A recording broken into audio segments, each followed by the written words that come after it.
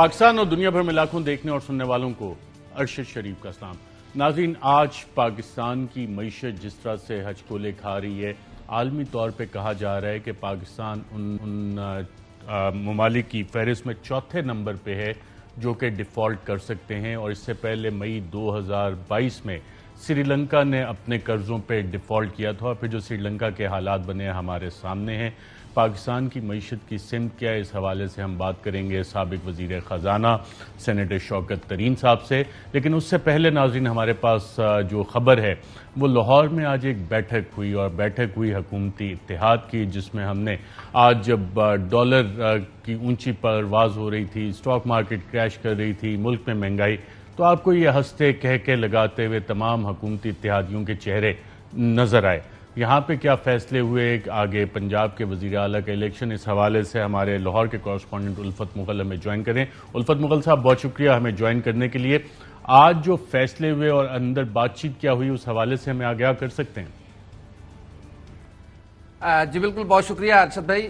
آپ نے کہا کہ کہہ لگاتے ہوئے اور مسکراتے ہوئے چہرے، تو یہ مسکراہٹ صرف تھوڑی دیر کے لیے تھی، فوٹیج بنوانے کے لیے، تاکہ عوام میں ایک اچھا تاثر جائے کہ یہ ضمنی انتخابات کے نتائج سے زیادہ پریشان نہیں ہیں۔ لیکن جو آج شہباز شریف صاحب نے جو بلایا تھا اتحادیوں کا اجلاس، وہ اس لیے تھا کہ بیٹھ کر ایک معاملہ طے کیا جائے کہ کیسے سیاسی معاملات کو کیسے آگے لے جائے، جو حکومتی اتحاد اتنے دباؤ اور مشکلات کا شکار ہے، اس سے کیسے نکلا جائے۔ لیکن وہاں پر شہباز شریف صاحب کو ایک اور مسئلہ درپیش آ گیا۔ جو اتحادی تھے، خاص کر ایم کیو ایم تھی، اے این پی تھی اور محسن داوڑ، انہوں نے بڑے شد و مد کے ساتھ اس بات کو اٹھایا کہ جو مہنگائی ہے وہ ہر چیز کو لے دے رہی ہے، اور حکومت جو ہے وہ مسائل حل کرنے آئی تھی، لیکن انہوں نے عام آدمی کے مشکلات اور مسائل میں اضافہ کر دیا ہے۔ وسیم اختر صاحب نے تو یہاں تک کہہ دیا کہ اگر یہی صورتحال برقرار رہی تو پھر اگلے الیکشن میں ہم آپ کے ساتھ نہیں ہوں گے، ہم اس اتحاد کے ساتھ نہیں چل سکیں گے۔ تو ایک نئی مشکل ابھی سے شروع ہو گئی ہے، اور جو مہنگائی کی لہر جا رہی ہے، میرے خیال میں آج کا اجلاس اور مشکلات پیدا کرے گا۔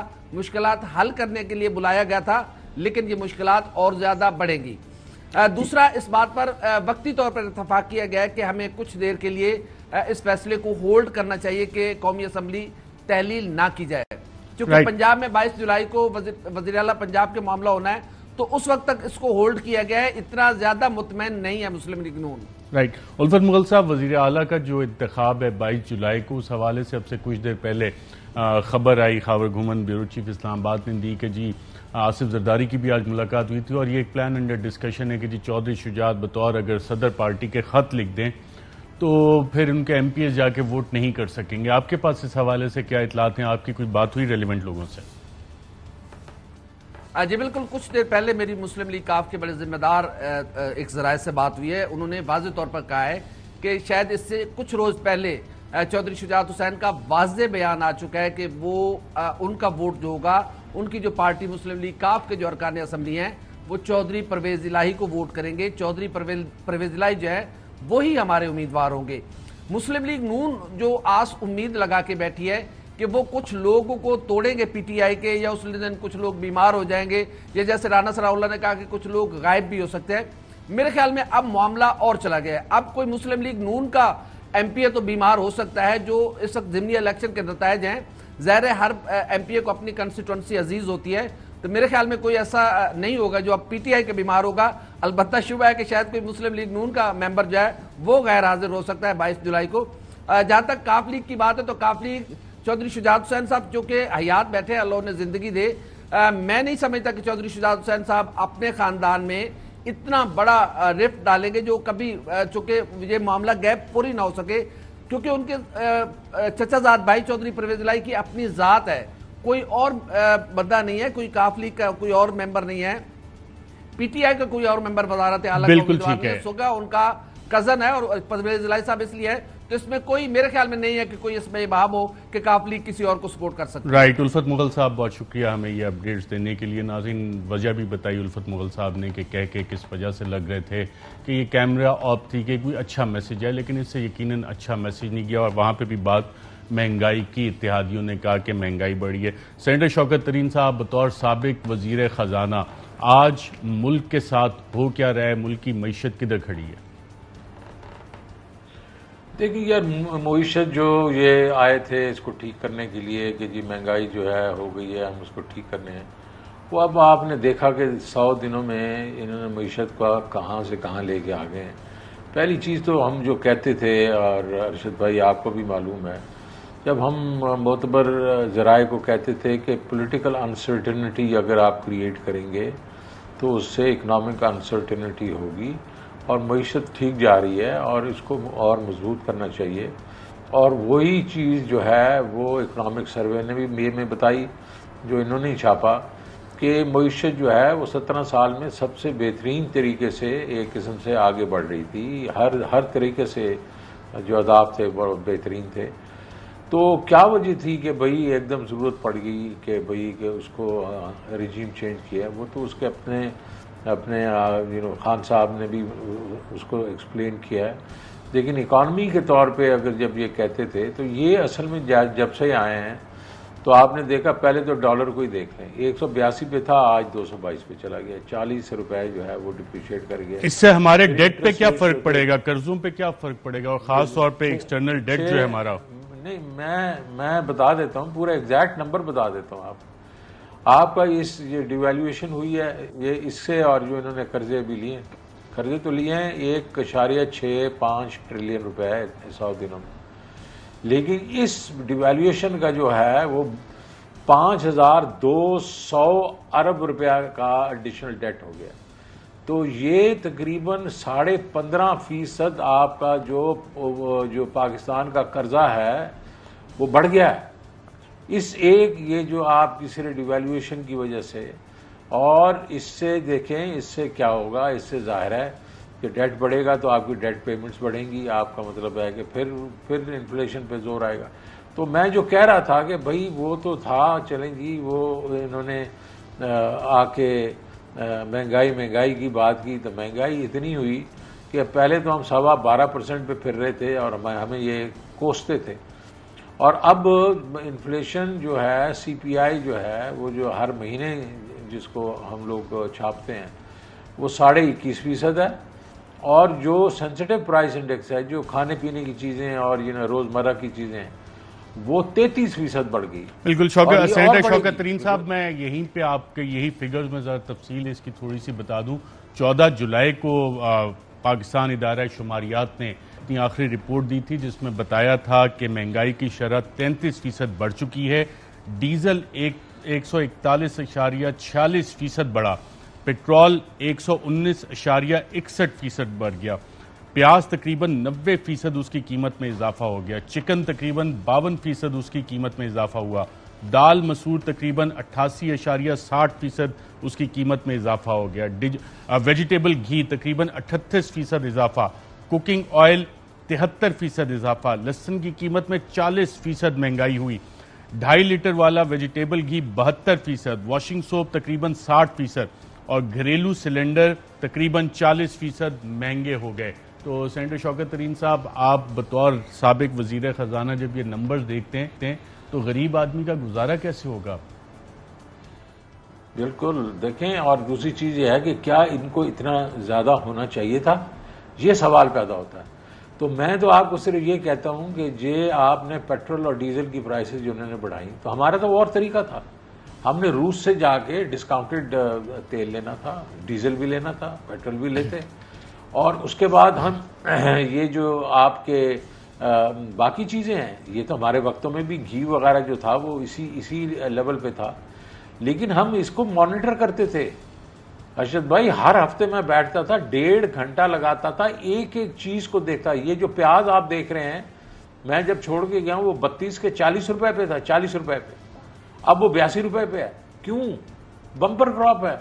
آلو کی وہی بات ہے، باقی چیزیں جو ہیں جو اتنی بڑی ہوئی ہیں، یہ انٹرنیشنل مارکیٹس تو جب ہم گئے ہیں کہ اتنی زیادہ تو اوپر نہیں گئی، سوائے اس کے کہ یہ پیٹرول اور ڈیزل جو ہے وہ تھوڑا سا گیا، اس کی جو اب وہ بھی کم ہو گیا، کیونکہ اب وہ بھی کم ہو گیا، اور وہ اس لیول پہ آ گیا جس میں ہم چھوڑ کے گئے تھے، بلکہ اس سے کم ہے۔ ہم تو تقریباً $99 پہ چھوڑ گئے تھے بیرل، اب تو 97 پہ آ گیا۔ تو میں صرف یہ کہنے کی کوشش کر رہا ہوں کہ یہ ان کی کوتاہی ہے، بیکاز یہ اصل میں ان کا یہ مقصد نہیں تھا کہ انہوں نے آ کے مہنگائی کم کرنی ہے، یہ کرنی ہے. ان کا مقصد تو اور تھا. ان کا مقصد تھا نیب لاز کو ٹھیک کرنا، الیکٹورل لاز کو ٹھیک کرنا، یہ ریٹیلر کا جو ہے جان چھڑانی ٹیکس سے. تو یہ چیزیں جو تھیں اس کی وجہ سے سارا کچھ ہے. اور اسی چکر کے بیچ میں کیونکہ لا علمی اور اس کے بیچ میں میں کہوں گا ایمیچورش طریقہ جو انہوں نے کیا، پہلے آتے شور مچا دیا کہ جی وہ فسکل ڈیفیسٹ 10% ہو گیا جی ڈی پی کا. اچھا وہ ہوا وہ تقریباً جو ہم کہہ رہے تھے 6.4 ہوگا وہ 6.5 یا 6% ہوا، کوئی فرق نہیں زیادہ. اس کے بعد جی کرنٹ اکاؤنٹ ڈیفیسٹ تو 22 بلین ہو جائے گا. وہ ابھی حالانکہ ہم تو 13.2 چھوڑ کے گئے تھے 2 بلین 9 مہینوں میں، انہوں نے اگلے 3-4 بلین کیا ہے بیکاز ان کا جو کرنٹ اکاؤنٹ تھوڑا ڈیفیسٹ زیادہ ہوا ہے، تو وہ بھی 17 سے کم ہے. تو یہ جب شور مچایا ہے تو مارکیٹ پینک کر گئی. انہوں نے کہا ڈالر شارٹ ہونے والے ہیں، تو انہوں نے جو ڈالر پہ زور آ گیا. انہوں نے کہا جناب یہ تو بہت نوٹ چھاپیں گے بیکاز فسکل ڈیفیسٹ جو اتنا ہے. تو اس کے بعد بینکوں نے اپنے ریٹس بڑھا دیے. اس ساری چیز سے انفلیشن جو ہے وہ بے لگام ہو گئی، اور یہ پھر وہ جس کو کہتے ہیں نا کہ سیلف فلفلنگ پروفیسی ہے، یہ وہ ہونا شروع ہو گئی. بالکل، یہ تو آفیشیل فگر ہیں 33%، ان آفیشیلی کچھ اکانومسٹ کہہ رہے ہیں کہ 40% ہے. فارن ایکسچینج ریزروز ہمارے پاس کتنے مہینے کے رہ گئے ہیں؟ اور پھر یہ رپورٹ بھی آئی ہوئی ہے countries with the highest default rates, Pakistan 4تھے نمبر پہ. فارن ایکسچینج ریزروز ابھی کتنے ہیں؟ اور یہ ڈیفالٹ کی رسک کی جو باتیں انٹرنیشنلی ہو رہی ہیں وہ کیا معاملات ہیں؟ 6 ہفتے کے آپ کے 5 سے 6 ہفتے کے آپ کے پاس رہ گئے ہیں جی ریزرو.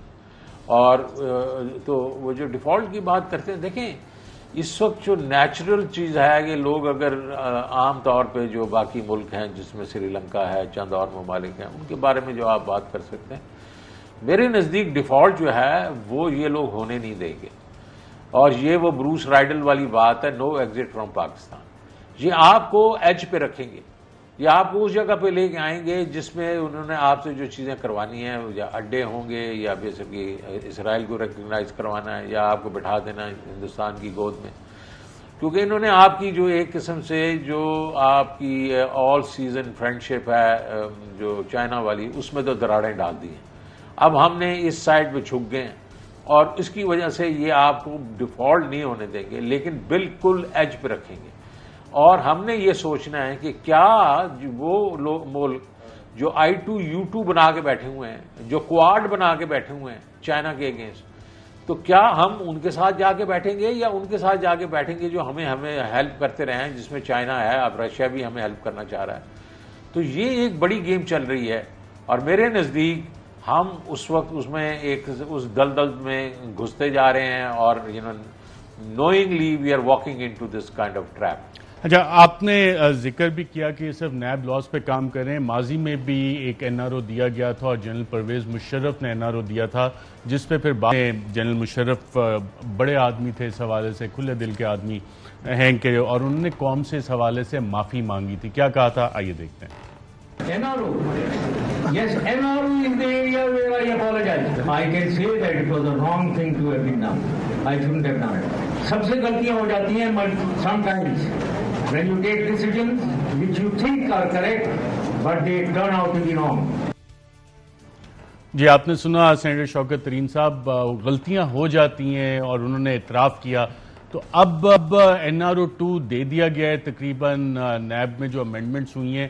NRO 2 کے حوالے سے آپ سمجھتے ہیں کہ غلطی کا احساس NRO 2 دینے والوں کو ہوگا اور وہ بھی اپنا اعتراف کریں گے, یا کہ نہیں انائیں بہت بڑی ہیں اس وقت؟ دیکھیں جی, میں تو یہ سمجھ رہا ہوں کہ آج جو ہوا ہے اور وہ ایک ایسا فنامنا ہے کہ ہمیں اس کے اوپر تھوڑا غور کرنا چاہیے.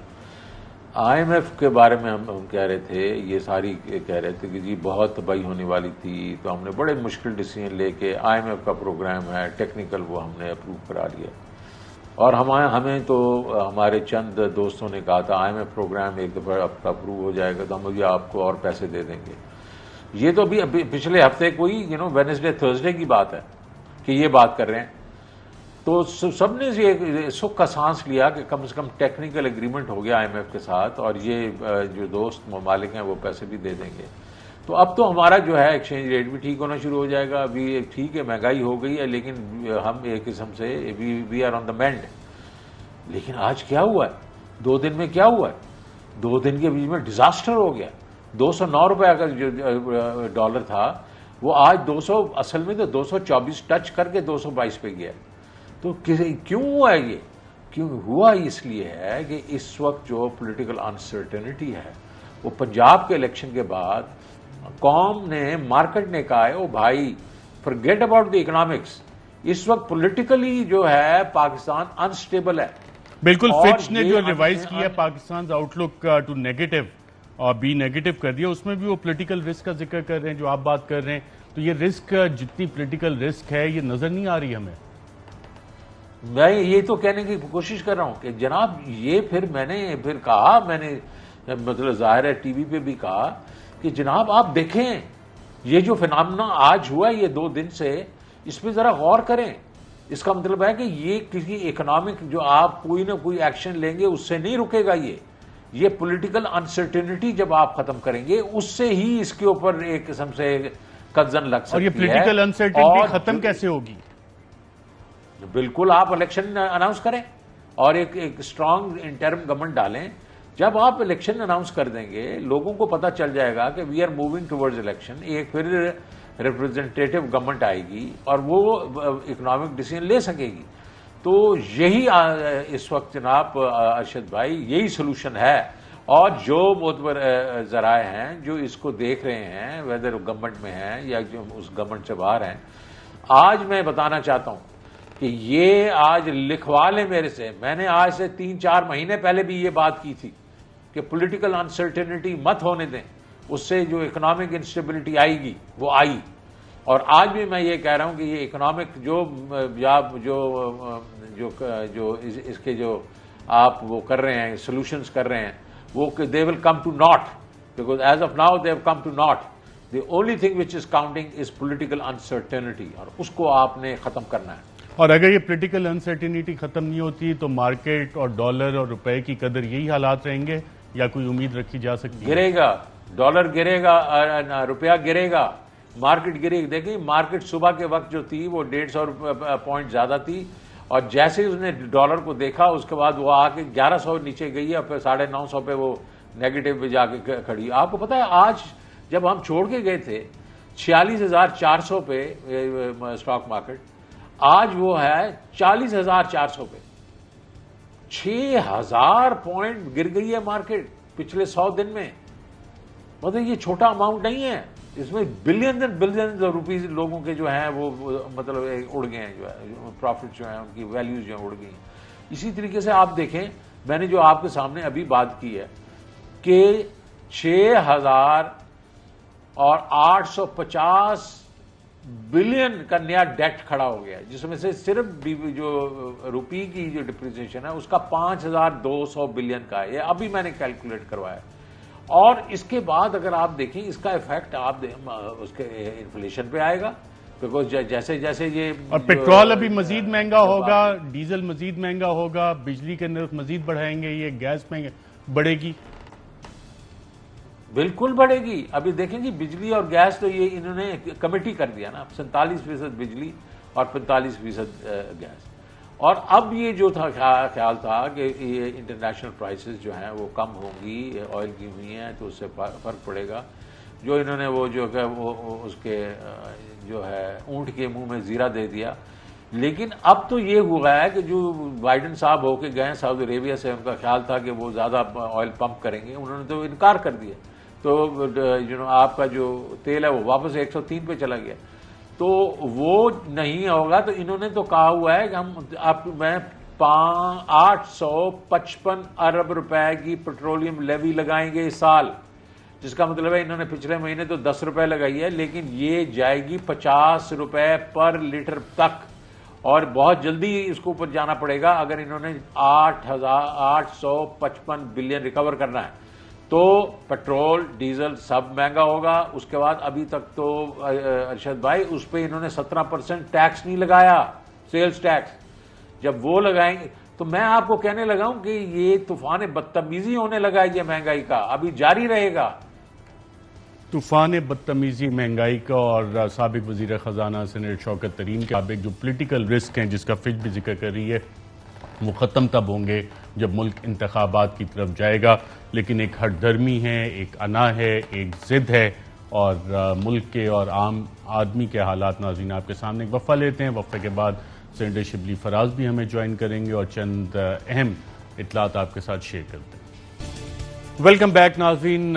پنجاب میں پاکستانی قوم نے اپنا فیصلہ سنا دیا, انہوں نے اپنا ورڈکٹ دے دیا. اب کیا پاکستان تحریک انصاف اور کاف لیگ کیا اپنا وزیر اعلیٰ بنا سکیں گے؟ سیاسی معاملات اور مہنگائی پہ ہمارے ساتھ بات کرنے کے لیے اسلام آباد اسٹوڈیوز میں موجود ہیں سینیٹر شبلی فراز صاحب. بہت شکریہ سینیٹر صاحب پروگرام میں شرکت کرنے کا. پہلے تو یہ بتائیں پنجاب میں ہوا کیا؟ دیکھیں پنجاب میں اصل میں جو اس دن کا جو الیکشن تھا وہ ایک لوٹا ازم کی سیاست تھی اور دوسری تھی نظریے کی سیاست. تو عوام نے خان صاحب کے جو بیانیہ تھا اس کو قبول کر لیا, دل سے قبول کیا, اور وہ پوری کلیئرٹی کے ساتھ انہوں نے جا کے اور اپنے ووٹ کا استعمال کیا.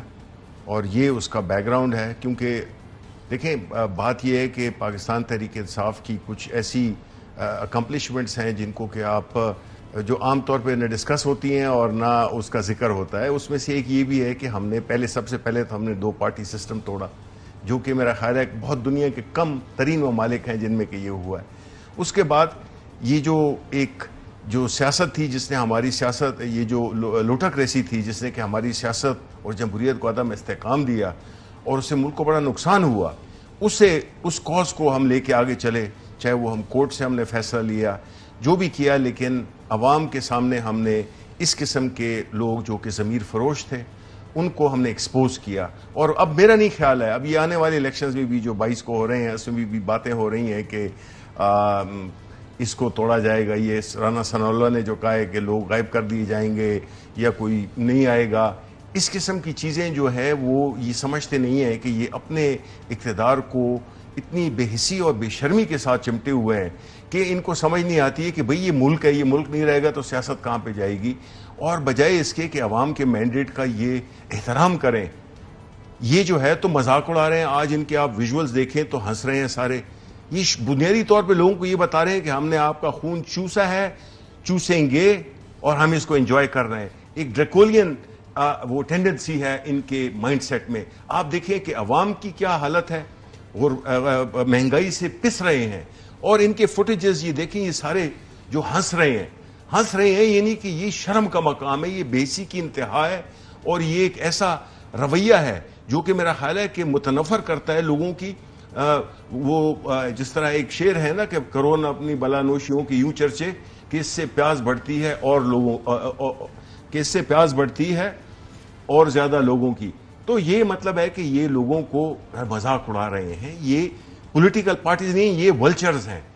یہ وہ لوگ ہیں جنہوں نے کہ اس ملک کو بے دردی سے لوٹا, ادارے تباہ کیے, اور ابھی جو ہے تو ہر قیمت پہ اور پیسے کے زور پہ ضمیروں کو خرید کے یہ جو ہے تو ابھی اقتدار سے چمٹے ہوئے. اور کوئی ملک ہوتا تو یہ جو رزلٹ آیا تھا اس میں چاہیے تھا کہ جو حمزہ جو کہ ایک غیر قانونی چیف منسٹر ہے وہ جو ہے تو اس کو استعفیٰ دے دینا چاہیے تھا. ضرورت کے تحت چیف منسٹر بنے گے.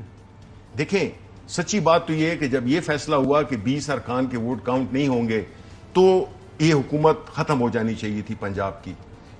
اس کا اللیگل ہو گیا تھا بیکاز جب وہ غلط ووٹ تھے, جب وہ انیشلی غلط ہو گیا. ضرورت کے تحت وہ نظریہ ضرورت پتہ نہیں کیا ہوا, مطلب ہے کہ انفارچونیٹلی. لیکن چلیں ہم پھر بھی اس کو وہ کر لیتے ہیں کہ ایک کڑوا گھون پی کے ہم کہتے ہیں کہ چلیں ٹھیک ہے. اب جو یہ 22 کو یہ کرنے کی کوشش کر رہے ہیں, نہیں کہ یہ کامیاب ہوں گے, یہ ملک کو ایک بہت ہی بڑی سیاسی کرائسس میں لے جانا چاہتے ہیں. اور ملک جس حالت میں ہے, جو کہ ہماری اکنامک سچویشن ہے, کہہ رہے ہیں مشکل فیصلے کر رہے ہیں. آپ کے دور میں نااہلی تھی, آپ لوگوں کی قابلیت نہیں تھی, یہ مہنگائی کو مشکل فیصلوں کا نام دے رہے ہیں. مفتاح اسماعیل صاحب آج بھی انہوں نے یہ کہا کہ میں مشکل فیصلے کر رہا ہوں ملک بچانے کے لیے. ایسا ہی ہے یا نہیں؟ دیکھیں کوئی بھی جو اخلاقیات اور جسے کہ ہم وہ کہتے ہیں نا کہ ایک مورل سٹرینتھ جو ہوتی ہے, اخلاقی جواز, جب وہ کسی حکومت کے پاس نہیں ہوتا. ہم نے دیکھا ہے ماضی میں بھی کہ کچھ ایسے لیڈران تھے جن کو کہ چونکہ انہوں نے اپنی حکومت کسی اخلاقی اس پہ نہیں تھی, کسی وہ जेन्युइन नहीं कौन थी। सा इखलाक ढूंढ रहे हैं जब मुल्क का वजीर आजम 16 अरब के मनी लॉन्ड्रिंग केस में वजीर आला नजरिया जरूरत वाले उनके ऊपर मनी लॉन्ड्रिंग, फिर इखलाकियात कौन सी इसमें? ये अब दुरुस्त कह रहे हैं हम, यही इमरान खान कर रहे हैं कि इमरान खान बता रहे हैं कि जी कोई भी इवन कानून जो है ना वो उसकी इखलाकियात पे वो खड़ा होता है।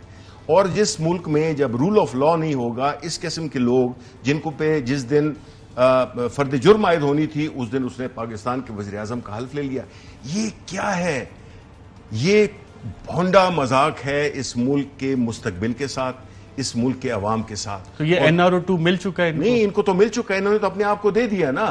लेकिन अभी हम कोर्ट में गए हैं और हम ये समझते हैं कि जो कानून जो पास हुआ है नंबर 1, उस पर कोई डिबेट नहीं हुई, एक लफ्ज की। बिल आया, हमने देखा भी नहीं था, बिल आया और जनाब गिनती शुरू हो गई कि जी पास। हमने बड़ा एहतजाज किया, बड़ा एहतजाज, हम सेनेट में थे, हमने एहतजाज किया, लेकिन वो न कमेटी गया, न उस पर कोई बहस हुई, न उसकी हमने कोई एक रिपोर्ट होती है जिसमें कि कानून को लाने के लिए उसकी एक स्टेटमेंट होती है कि ये कानून हम क्यों ला रहे हैं, इससे क्या होगा, वो तक नहीं थी। तो इंटेंट जो थी वो तो देखेगी। तो जब कोई कानूनी मसाइल आ जाएं या कोई पार्लियामेंट में भी कोई ऐसा फैसला हो जाए तो सुप्रीम कोर्ट जो कि मैटर ऑफ लॉ देखती है, वो जनरल चीजें नहीं देखती है, वो मैटर ऑफ लॉ देखती है, वो हम उसके पास लेके गए हैं कि जो ये कानून है, एक तो ये एक उससे मोरालिटी से बिल्कुल आ रही है, लेकिन वो तो ज़ाहिर है अपने आप को जब NRO देंगे तो आपने सही कहा, केस जैसे प्राइम मिनिस्टर जो कि मनी लॉन्ड्रिंग के केसेस में, या जो चीफ मिनिस्टर पंजाब है जो कि मनी लॉन्ड्रिंग केसेस में उन पे ओपन एंड शट केस है, वो अपने आप को वो दे रहे हैं। और बाकी लोग जो हैं उन्होंने बहती गंगा में उन्होंने भी हाथ धो लिए कि अरे जी हमारे जितने भी केसेस हैं, आज कितने जो है ना वो बड़े, जो आज नैब के बारे में एक इनके PMLN के लीडर जो है तो बात कर रहे थे, पता नहीं क्या, वो मुझे अब याद नहीं है, मेरा ख्याल है साद रफीक थे, जो कि ये कह रहे थे कि जी अगर सुप्रीम कोर्ट ने ये किया तो वो हो जाएगा और ये हम नहीं मानेंगे। और पार्लियामेंट कल अगर बिल पास करती है कि जी जेब काटना हलाल है, दुरुस्त है, तो वो फिर हम सुप्रीम कोर्ट लेके नहीं जाएंगे कि जी ये जेब काटना तो एक जुर्म है, इसको आपने अगर पार्लियामेंट ने पास कर दिया है तो इसका मतलब ये नहीं है कि वो जो भी लॉ पास करे तो वो पास है, उसकी कोई एक जस्टिफिकेशन होती है।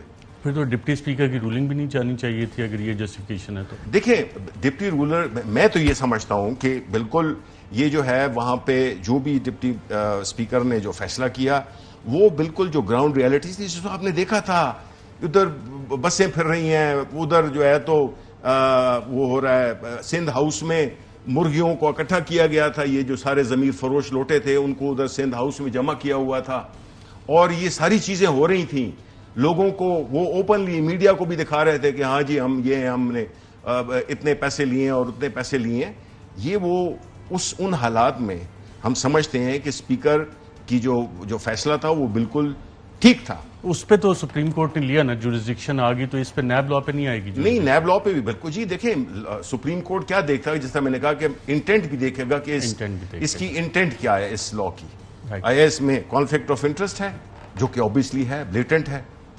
और नाज़रीन, साबिक वज़ीर आज़म इमरान खान को गरीबों का एहसास काफ़ी ज़्यादा था। एहसास प्रोग्राम उन्होंने चलाया, लंगर खाने उन्होंने खोले, और आज जो लंगर खाने हैं, जो बेरोज़गारी है, जो महंगाई बढ़ गई है, वहाँ पे हमारे कॉरेस्पॉन्डेंट के और चंद लोगों से बात की, चंद पाकिस्तानियों से बात की, मेहनत कश पाकिस्तानियों से बात की, और उनके क्या तासुरात थे, आइए देखते हैं। अभी जो शहबाज शरीफ है ना, सब कुछ ख़राब हो गई। पहले चावल भी मिलता था, गोश्त मिलता, सब कुछ मिलता। अभी ये देखिए टंडे, ये न इनके छिलके उतर सकता है, न आलू के छिलके उतर सकता है। ये इंसान का है या जानवर का है? पहले भी गुजारा करता था, लेकिन अभी तो बिल्कुल खराब हुआ। अभी तो हमारा हालात खराब हुआ। करते ये लोग क्या, जुल्म ना करो। ये सारा गरीब है। हम खुद किधर से आया, बुनेर से, बाहर धूप है और अंदर कोई काम नहीं है। मजदूरी जैसे होता नहीं है ज्यादा। खान साहब के टाइम में जो है ना, मिनिस्टर भी आता था इधर, वो मजिस्ट्रेट भी आता था, सारे आता था, वो जो है चेक कर रहा था हर चीज़। और जब ये उसकी हुकूमत गिरी हुई है तो आज अभी जो है ना अफसर लोग आते हैं, इन पे जो है ये टेंड आलू मिलते हैं, इससे अलावा कुछ भी नहीं मिलते। हमारा वजीर आजम भी गया और साथ भी तस्वीर भी गया और छत भी गया। ठंडा रोटी मिलते है, आप उधर उनका हालत देखो, सालन की हालत देखो, रोटी की हालत देखो। ऐसे पहले हमने कभी शिकायत नहीं की है। جی ناظرین، یہ وہ محنت کش پاکستانی ہیں جو محنت مزدوری کے لیے آتے ہیں، اور دوسری طرف آج جو مناظر، بلکہ عدیل راجہ فل سکرین کر کے دکھائیں، یہ ہنستے ہوئے چہرے جو ہیں ناظرین، یہ حکومتی اتحاد ہے. یہ ملک کے وزیر اعظم ہے جن پہ سکینڈل تھا منی لانڈرنگ اور ٹی ٹی کا 16 ارب روپے کا، مسکراتے ہوئے. یہ سابق صدر آصف زرداری، مولانا فضل الرحمان، فیک اکاؤنٹ کے جے آئی ٹی، سر مینشن، وہ تمام چیزیں ہیں. نور 1 میں کچھ سیٹل ہوا، کچھ یہاں. یہ فہد حسین صاحب ہیں جو میڈیا کو، اور بقول ابصار عالم جو میڈیا کو سیڑھی کی طرح استعمال کر کے کوئی عہدہ لیتے ہیں، وہ بہروپیے ہوتے ہیں. یہ اسٹریٹجک کمیونیکیشن، یہ ہنستے ہوئے ویژول شاید انہوں نے ریلیز کیا ہوگا کہ اچھا میسج جائے گا، اور غریبوں کا مذاق جس طرح سے اڑایا جا رہا ہے. یہ تمام چہرے ناظرین آپ یاد رکھیے گا جو آج پاکستانیوں کے ساتھ ہو رہا ہے، 2 وقت کی روٹی کھانا مشکل ہے. یہ وہ ہنستے ہوئے چہرے ہیں جو آپ کا مذاق اڑا رہے ہیں. وقفہ لیتے ہیں، وقفے کے بعد دوبارہ آپ خدمت میں حاضر ہوتے ہیں. ویلکم بیک ناظرین. آج سابق وزیر اعظم عمران خان نے ٹویٹر پہ کہا کہ جب تبدیلی سرکار کی امریکی سازش کے نتیجے میں ووٹ آف نو کانفیڈنس آئی تو ڈالر 178 روپے پر تھا. آئی ایم ایف معاہدے کے باوجود یہ منہ کے بل گرتا ہوا آج 224 پر پہنچ چکا ہے. 400 پھیلی معاشی تباہی ثابت کر رہی ہے کہ شریفوں میں معیشت یا حکومت چلانے کا کوئی تجربہ نہیں. ان کی واحد مہارت لوٹ مار، منی لانڈرنگ اور NRO لینے میں ہے. قوم تبدیلی سرکار کی سازش اور پاکستان کو اس افسوسناک صورتحال کا شکار کرنے کے تمام ذمہ داروں کا احتساب کرے گی. صورتحال کچھ بہتر ہوگی، اور اس کا حل کیا ہے؟ فش نے بھی نیگیٹو ریٹنگ کر دی ہے، کہہ رہے ہیں پولیٹیکل رسک بہت زیادہ ہے. سلوشن کیا ہے؟ دیکھیں، بالکل کوئی بھی معیشت جو ہے وہ پولیٹیکل انسرٹینٹی میں، بالکل میں ایز این ایکس بینکر میں آپ کو بتاؤں کہ مارکیٹ ہیٹس، نفرت ہے اس کو پولیٹیکل یا انسرٹینٹی سے. اس وقت جو ہو رہا ہے، جس طرح کہ میں آپ کو ذکر کروں کہ جو ہماری نیشنل سیکیورٹی پالیسی بنی تھی، نیشنل سیکیورٹی پالیسی جو کہ ہماری حکومت میں بنی اور سب سٹیک ہولڈرز کو لے کے بنی، اس میں ہمارا ایک بڑا میجر پیراڈائم شفٹ تھا، اور وہ تھا کہ جو اکنامک سیکیورٹی ہے وہ پیوٹ ہوگا نیشنل سیکیورٹی کا. اس وقت اکنامک سیکیورٹی نے نیشنل سیکیورٹی کو داؤ پہ لگا دیا ہے، اور یہ جو نااہل، نالائق، خود غرض پہ حس لوگ ہم پہ مسلط کیے گئے ہیں، ان کو کوئی نہ تجربہ ہے نہ ان کو دلچسپی ہے. ان کے اپنے سارے پیسے تو باہر. آپ نے سوال پوچھا شوکت ترین صاحب سے کہ اس سے ملک کا قرضہ کتنا بڑا، تو انہوں نے آپ کو جواب دیا. آپ ان سے پوچھیں کہ آپ کے اثاثے جو کہ باہر ہیں تو اس کی قیمت میں کتنا اضافہ ہوا. یعنی جس کسی کی باہر فورن انویسٹمنٹ ہے، ڈالر ہے، آف شور اکاؤنٹس ہیں، ان کو تو آپ 40 سے ضرب دے دیں کہ 40 روپے 42 روپے، اور ابھی اور آگے بڑھتا جائے گا. اور اس کرپشن کی قیمت عوام مہنگائی کی صورت میں، مہنگائی کی صورت میں ظاہر ہے کہ جب ہمارے پاس چیزیں نہیں ہوں گی، ڈالرز نہیں ہوں گے، ٹیکسز مزید اور لگانے پڑیں گے کیونکہ حکومت کو فلوٹ رکھنے کی. تو یہ ہمیشہ حکومت اتنے ٹیکسز کا کرتی کیا ہے؟ ایک گولف کورس جو ہے وہ کتنے کا بنتا ہے، اور خزاں کے دور میں بھی وہاں پہ ہریالی اتنی رہتی، کتنا خرچہ آتا ہے گولف کورس مینٹین کرنے؟ وہ تو بہت ہی مہنگا، ایک سپورٹ بھی مہنگا ہے، اور اس پہ تو millions and millions of dollars لگتے ہیں. یہ کوئی بر صغیر پاک و ہند جب تھا تو برٹش کلبز جو ہوتے تھے اس کے باہر لکھا ہوتا تھا Indians and dogs are not allowed. آج پاکستان میں کتنے گولف کورسز ہیں جن کو مینٹین کیا جا رہا ہے؟ عام پاکستانی جا سکتا ہے، اور عام پاکستانی ان کو سپورٹ کرتا ہے؟ نہیں، بالکل ہم یہ سارا ہم فائننس کرتے ہیں، پاکستان کے غریب عوام فائننس کرتے ہیں. جبکہ دیکھیں، جب عمران خان تھا پہلی دفعہ یہ جو احساس پروگرام ہو گیا اور نوجوان پروگرام ہو گئے، پاکستان پروگرام ہو گیا، یہ سارا بنیادی طور پہ پہلی دفعہ کسی پرائم منسٹر نے غریب عوام کو سوچا، اور ان کو ایک پہچان بھی دی، ان کو عزت نفس بھی دی، اور ان کو اٹھایا. اور یہ آ کے چونکہ ایک غیر قانونی حکومت ہے جو کہ لیجیٹیمیسی ان کے پاس نہیں ہے، اس کو کرنے کے لیے تو IMF ہم بھی ڈیل کر رہے تھے، ہم بھی پچھلے 2.5 سال سے ڈیل کر رہے تھے، لیکن ہم ان کے سامنے لیٹ نہیں، کیونکہ ایک حکومت تھی جس کی کریڈیبلٹی تھی، ایک حکومت جو کہ پہچانی جاتی تھی. اور ہمارے زمانے میں کتنی یہ جو فچ ہو گیا یا جتنے S&P ہو گیا، یہ جتنے بھی وہ تھے بیرونی وہ تھے انٹرنیشنل ادارے تھے، انہوں نے ہمیں پازیٹیو میں ہم جاتے گئے، اس لیے کہ حکومت کی ایک کریڈیبلٹی تھی، لیڈرشپ کی ایک کریڈیبلٹی تھی. اس وقت تو یہ چونکہ ان کو پتہ ہے کہ یہ کس طرح سے آئے ہیں، تو یہ تو IMF کے سامنے لیٹ گئے ہیں. ہم تو نیگوشیٹ کرتے تھے، ہم نے تو الٹا 5 روپے قیمت کم کی. ادھر وہ یہ کہتے ہیں, انہوں نے لفظ بلفظ جو وہ کہتے ہیں یہ مان لیتے ہیں, کیونکہ مفتح اسماعیل ہے وہ انسیکیور فیل کرتا ہے. ایک تو جو حالات ہیں, دوسرا یہ ہے کہ اس کے جسے کہتے ہیں بریدنگ ڈاؤن ہز نیک, اس کے پیچھے کھڑا ہوا ہے اسحاق ڈار جو کہ اپنی پالیسیز بنانے کی وہ ڈکٹیٹ کرتا ہے. آپس میں رفٹ ہے, کسی پولیٹیکل پارٹی کا کوئی وہ ہے نہیں, ربط نہیں ہے. یہ ایک غیر فطری حکومت ہے اور اس کے نتائج ہم دیکھ رہے ہیں کہ یہ ملک کس طرح سے نیچے کی طرف جا رہا ہے. یعنی آپ سوچیں کہ یہ چیز تو, اب میں اگین کہوں گا کہ یہ تو نیشنل سیکیورٹی ایشو ہے. ہماری پاکستان کی نیشنل سیکیورٹی از ایٹ سٹیک. بجلی کی قیمتیں اور گیس کی مزید اوپر جانی ہے؟ جی مزید اوپر جائیں گی, بیکاز ایک تو دیکھیں نا آپ نے جو ڈیویلیویشن کی ہے, دوسری وجہ یہ ہے کہ ان کی کوئی رٹ نہیں ہے, اس حکومت کی کوئی رٹ بھی نہیں ہے.